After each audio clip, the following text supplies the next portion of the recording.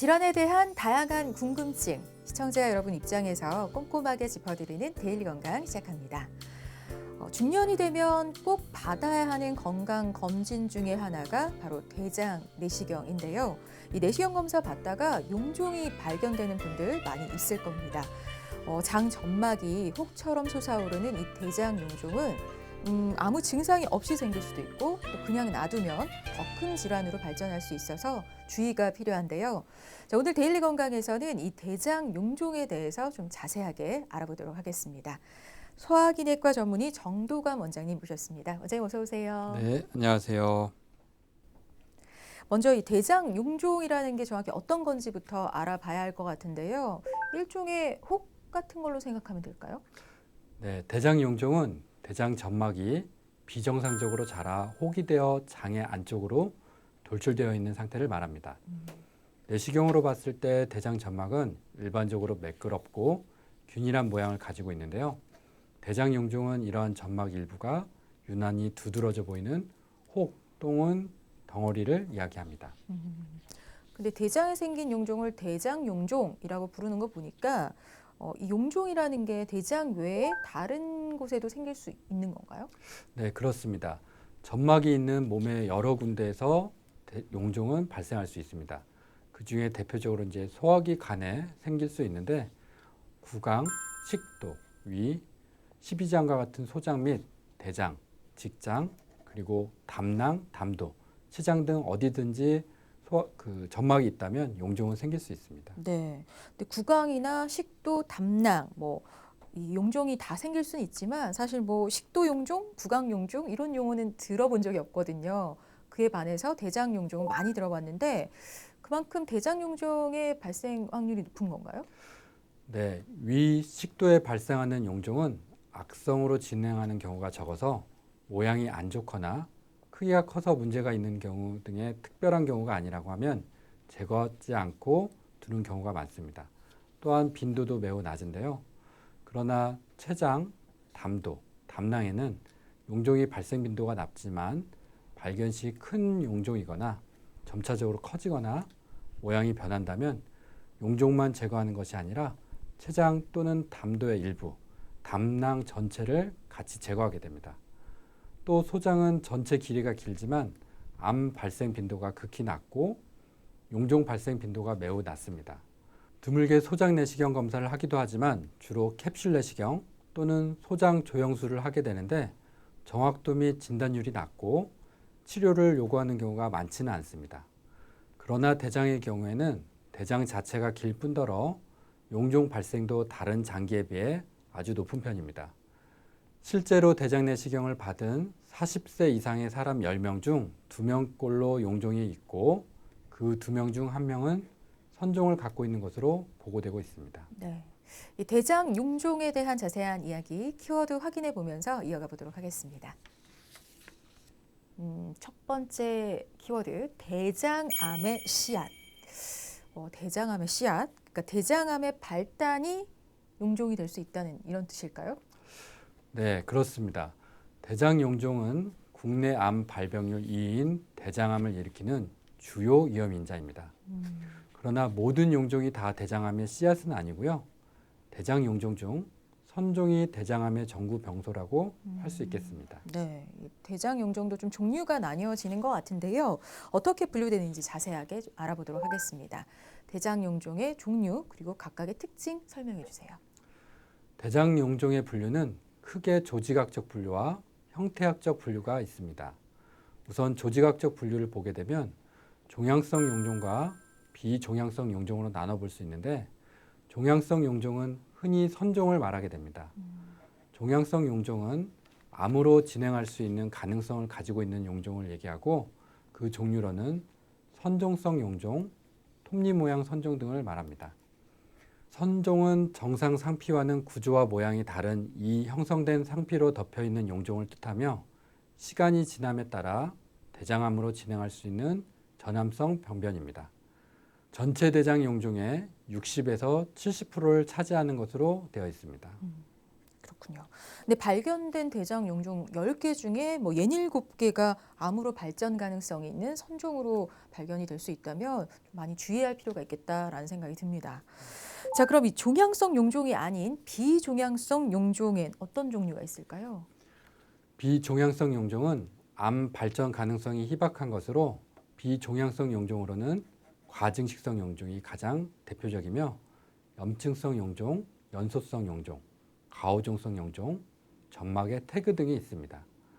과증식성 용종은 선종 다음으로 흔한 용종으로 보통 선종보다 크기가 작아 75%에서 5mm 이하의 크기입니다. 1cm 이상 용종 중에서 과증식성 용종이 차지하는 비중은 1% 미만입니다. 과증식성 용종은 주로 직장이나 S자 결장에서 발견되며 주위 점막보다 창백한 색조를 보이며 대개는 암으로 발전하지 않는 것으로 알려져 있습니다. 염증성 용종은 염증성 장질환이나 결핵성 장염 등 장염을 앓았던 환자에게서 보이며 대개는 다발성으로 발생하게 됩니다. 과오종성 용종은 연소기 용종과 포이츠 제거 용종이 있는데 연소기 용종은 소아와 청소년기에 주로 발생하는 것으로 크기가 다양하고 부종과 발적, 잘 부서지는 성질이 있으며 표면이 점막으로 덮인 경우가 많습니다. 이 대장 용종의 분류는 크게 조직학적 분류, 또 형태학적 분류로 나뉘는데 조직학적으로는 종양성 용종, 그리고 비종양성 용종 이렇게 나눠볼 수 있었어요.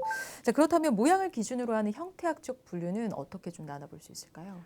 네, 형태학적 분류로는 융기형과 편평형으로 나눌 수 있습니다.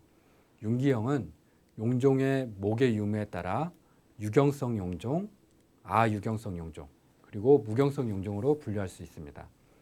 편평형은 평평융기형, 평평형, 그리고 평평함몰형과 측발 발육형으로 분류할 수 있습니다. 융기형은 대장 내로 돌출되어 있기 때문에 대장 내시경을 통해 쉽게 관찰하기 쉬우나 평평형은 대장 점막에 납작하게 형성되어 있기 때문에 내시경을 하는 중에 간혹 놓치는 경우들이 있을 수 있습니다. 네. 그리고 간혹 수백, 수천 개의 용종이 발견되는 용종 증후군이라는 게 있다더라고요. 이건 어떤 걸까요?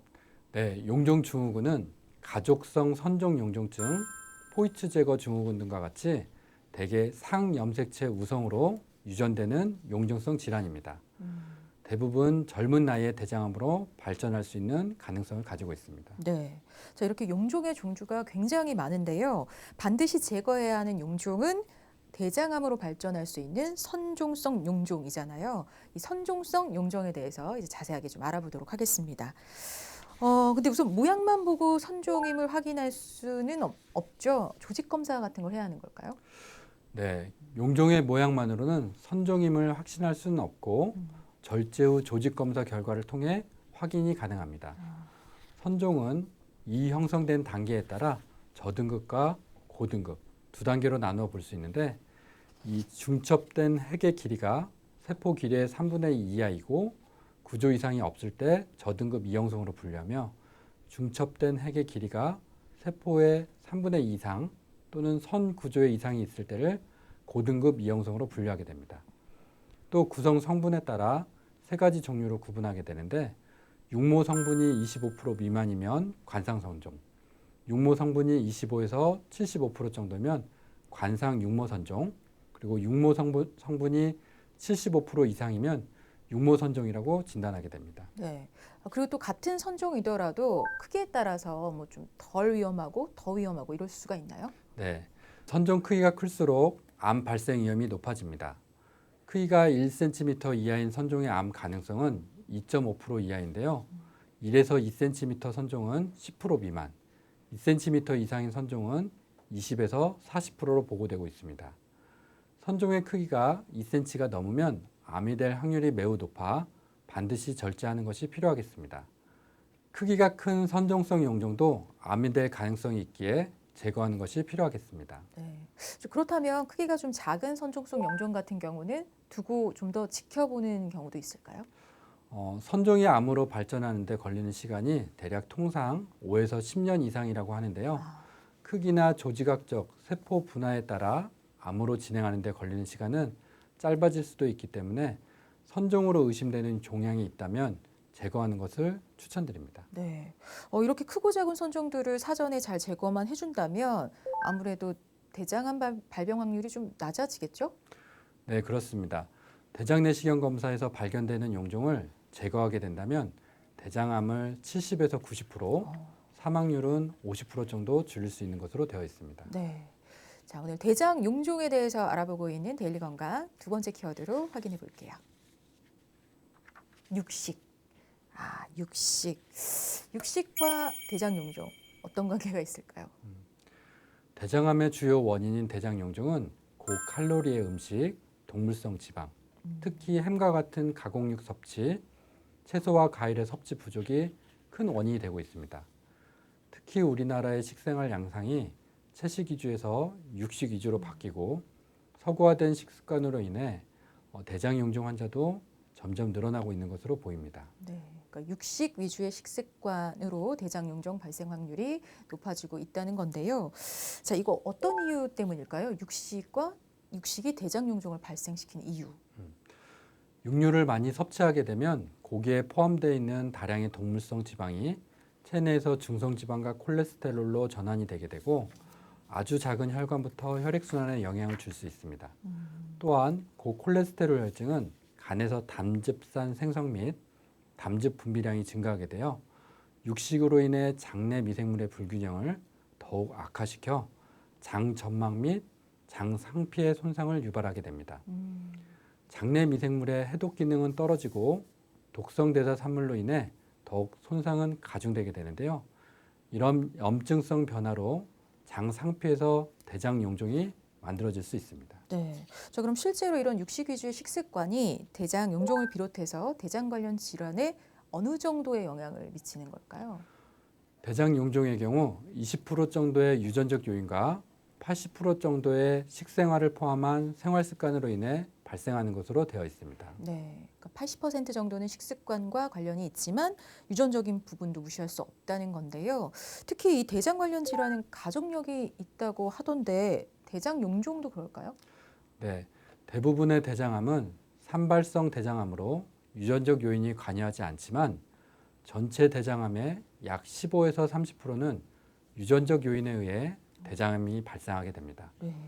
이 중 약 10에서 25%는 원인 유전자가 명확하지 않지만 가족력 등 유전적 경향을 보이는 가족성 대장암에 해당하고 나머지 2에서 5%는 원인 유전자가 알려져 있는 유전성 대장암에 해당하게 됩니다.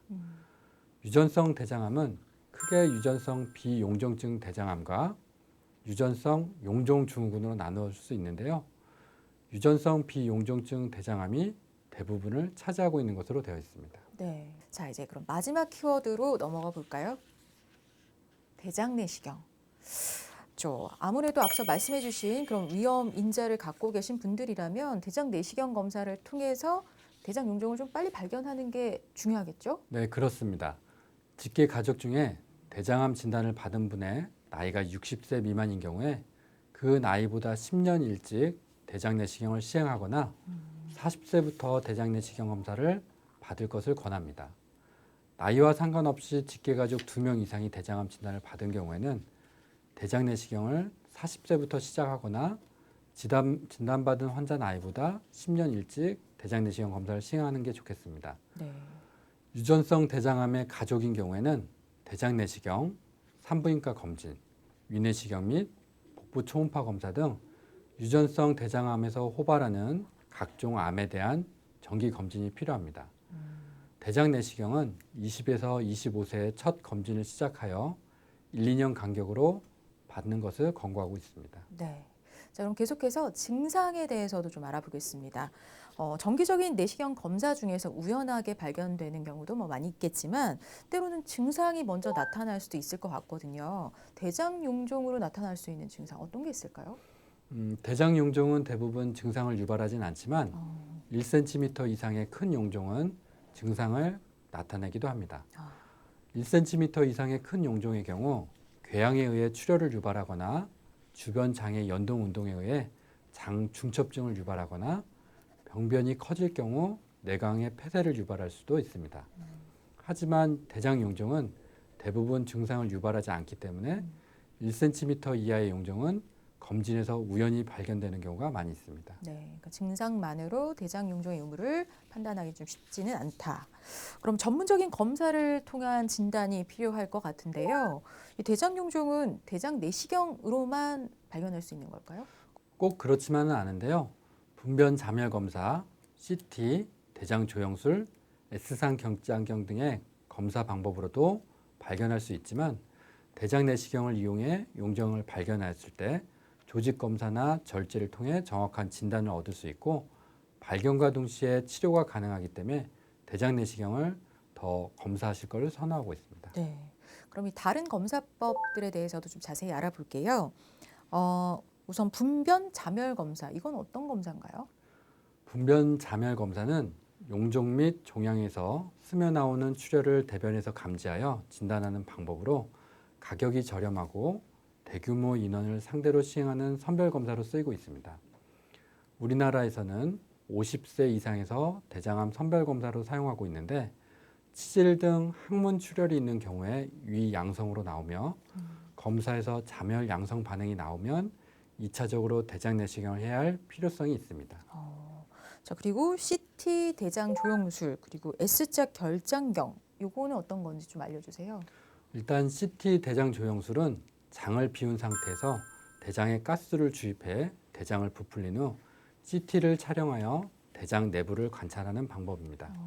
이렇게 얻은 영상을 3D 영상으로 재구성하여 용종이 있는지 여부나 또는 암이 있는지 여부를 확인하게 되는데 영상 검사이기 때문에 안전성은 있지만 CT 촬영 중 방사선 피폭에 대한 우려와 5mm 이하의 미소 용종을 놓칠 수 있는 가능성이 높습니다.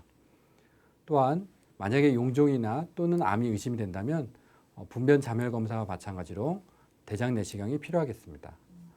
그리고 S자 결장경이라고 하는 검사가 있는데 이것은 전체 장이 아닌 대장이 용종이 흔한 50에서 90%로 있는 직장 및 S자 결장을 관찰하는 방법으로 대장 내시경 전처치가 간단하고 진단 및 치료가 동시에 이루어질 수 있는 장점이 있지만 전체 대장을 볼 수 없다는 단점이 있습니다. 근데 이제 다른 검사들보다는 대장 내시경을 통해서는 진단과 동시에 치료도 받을 수 있다는 게 가장 좋은 점인 것 같은데요. 자, 근데 주변에 보면 사실 이 대장 내시경 검사를 좀 꺼리시는 분들이 의외로 많이 있어요. 아무래도 그 좀 힘겨운 준비 과정 때문이겠죠? 네, 검사를 꺼리는 대부분의 환자분들이 대장 내시경 전 복용하는 전처치 약물, 즉 장을 청소하는 과정에 불편함을 많이 호소하는 것 같습니다. 실제로 약물 복용 과정에서 구토나 복통, 어지럼증이 발생하여 약물 복용을 중단하는 경우도 있고요. 이런 분들은 환자의 의지로 검사를 하게 되더라도 잔변으로 인해 내시경 검사가 원활하지 않고 일부 장을 관찰할 수 없는 다시 검사가 필요한 경우들도 있습니다. 예전에는 4리터 이상 되는 큰 통에 약을 용해시켜 복용했지만 최근에는 1에서 2리터 정도로 그 양이 많이 줄었고 복용 방법도 분할요법을 통해 시간차를 두고 복용하는 방법이 많이 알려져 과거에 비해서는 복용 순응도가 많이 좋아졌습니다. 현재는 많은 양의 물을 먹는 물약 대신 알약으로 된 정결제가 나와 있으며 검사 전날과 검사 당일 두 번에 걸쳐서 장을 비우는 과정 대신 검사 당일에 한 번만 복용하는 장 정결제가 있어 예전에 비해 대장 내시경 전에 약 복용이 힘들었던 것이 많이 줄었습니다. 시간이 흘러 더 좋은 약제가 개발되면 불편함은 더욱 줄어들 것으로 생각됩니다. 네. 그러니까 불편하다고 약을 제대로 복용하지 않으면 검사가 원활하게 이루어지지 않을 수 있고 또 검사 결과의 정확도도 떨어질 수 있으니까요. 꼭 정확한 방법으로 약을 복용한 후에 대장 내시경 검사 시행하시는 게 좋겠습니다. 자, 그럼 얘기가 나온 김에 대장 내시경 검사 시에 주의해야 할 사항 좀 짚어주세요. 검사 전 주의할 사항으로는 대장 내시경 검사 전에 최소 3일 정도는 씨 있는 과일, 현미 등 소화되지 않는 잡곡, 섬유질이 많은 채소 등은 피하는 것이 좋겠습니다. 그리고 검사 전에 대장 장 정결제 복용하는 데 있어서 깨끗이 비우는 과정이 무엇보다 중요하겠습니다. 장 정결만큼 중요한 것이 피해야 하는 약제들이 있는데요. 아스피린을 포함한 혈전 용해제, 항응고제 등을 복용하는 경우 일주일 정도 약을 중단하는 것이 필요하겠으며 혈압약의 경우에는 당일 복용하여 혈압이 높은 상태에서 검사를 받지 않도록 하는 것이 중요하고 당뇨약 복용하는 환자분들은 당일 복용하거나 또는 인슐린 주사를 맞는 것은 피하는 것을 권고하고 있습니다. 네. 자, 오늘 데일리 건강에서는 대장 용종에 대해 자세히 알아보고 있는데요. 이제 제거 방법도 알아봐야겠죠. 어떻게 제거할 수 있을까요? 대장 용종을 제거하는 방법이 여러 가지가 있는데요. 제일 첫 번째는 저온 생검술을 꼽을 수 있겠습니다. 저온 생검술이란 것은 생검 겸자라고 하는 겸자를 집어넣어서 용종을 잡아서 제거하고 이를 제거하는 방법인데 주로 5mm 이하의 작은 용종 제거에 사용하게 됩니다. 또 용종 절제술은 올가미를 이용해서 용종의 기저부를 조인 후 고주파 전류를 통해 절제하는 방법으로 크기가 5mm 이상인 용종, 특히 유경성 용종을 제거하는 데 사용하게 됩니다. 네. 그러니까 용종이 그보다 많이 클 경우에는 이렇게 다른 방법이 있다는 건가요? 네, 내시경적 점막 절제술이라는 방법이 있는데 용종의 크기가 5mm 이상인 무경성 용종 또는 2cm가 넘는 큰 용종을 제거하는 데 사용하게 됩니다. 방법으로는 용종이 있는 병변 주위에 점막 하층에 생리식염수를 주입해서 병변을 부풀린 이후에 올가미를 씌워 병변 주위의 정상 점막까지 포함하여 절제하는 방법입니다. 또 내시경적 점막압 박리술은 2cm 이상의 선종 및 유관상 조기 대장암이 의심되는 병변의 절제에 사용됩니다. 대장 내시경 술기 중 가장 진보된 것으로 점막 하층에 생리식염수를 주입한 이후에 특수한 칼을 이용하여 점막을 절제하고 점막 하층을 분리하여 제거하는 방법입니다. 그렇군요. 근데 내시경적인 그런 절제술 말고 외과적인 수술이 필요한 경우도 있을까요? 네, 절제한 표본의 조직 검사에서 대장암 전이의 위험 인자가 있는 경우에는 내시경적 점막 절제술이나 내시경적 점막압 박리술로 절제가 했다 하더라도 추가적인 외과적 절제가 필요하겠습니다. 정말 여러 방법을 통해 제거할 수가 있는데요. 대장 용종을 제거한 후에 그 부위나 또 다른 부위에 다시 생길 수도 있는 거죠? 네, 그렇습니다. 대장 용종을 제거한 후에 같은 부위 또는 다른 부위의 용종이 다시 생길 수 있는데요. 따라서 국소 재발과 또는 새로 발생하는 대장 종양성 병변의 유무를 확인하기 위해서 용종 절제 후에 어느 정도 시간이 지난 이후에는 반드시 경과 관찰이 필요하겠습니다. 네, 그럼 어느 정도 주기로 좀 검사를 받아서 이 경과 관찰을 하는 게 좋을까요? 대장 내시경 검사를 받는 시기는 제거된 용종의 종류와 개수에 따라 달라지게 됩니다. 자격을 갖춘 내시경 의사가 양호한 장 정결 상태에서 검사를 시행하였을 때 고위험군 용종에 해당되지 않는 일반적인 경우에는 추적 내시경 검사를 용종 절제 후 5년 시점에 시행하는 것을 권고하고 있습니다. 하지만 선종의 크기가 1cm 이상이거나 3개 이상의 다발성 선종인 경우 또는 고도 위험성을 동반한 선종, 그리고 1cm 이상의 무경성 톱니 모양 선종, 그리고 육모성 선종 등 고위험군의 경우에는 3년 후에 추적 내시경 검사를 시행하는 것을 권고하고 있습니다. 네. 자, 그럼 마지막으로 대장 질환을 예방할 수 있는 방법 좀 정리해 볼까요? 네, 암이 발생하는 원인 중 하나는 생활 습관, 특히 식습관과 관련이 있는 경우가 깊습니다. 금연, 금주, 규칙적인 운동으로 적정 체중을 유지하고 백미 대신 현미나 잡곡밥 먹기, 채소와 과일, 해조류 등을 충분히 섭취하고 다량의 수분을 섭취하며 칼슘, 비타민 B, C, D에 보충을 해주는 것이 도움이 되겠습니다. 또한 육류와 자극적인 음식의 섭취는 조절하는 것이 좋겠고 정상 체중을 가진 사람보다 비만인 사람의 대장암 발생률이 높기 때문에 평소의 식생활과 더불어 정기적인 대장 내시경 검사로 정기 검진을 받는 것을 필요로 하겠습니다. 네. 대장 용종은 제거를 해도 재발될 확률이 높은 걸로 알려져 있거든요. 주기적인 검사 잘 받고 식습관, 생활습관 개선하면서 꾸준히 잘 관리하는 게 중요할 것 같습니다. 자, 오늘 데일리 건강은 여기까지고요. 도움 말씀 주신 정도관 원장님 고맙습니다. 감사합니다.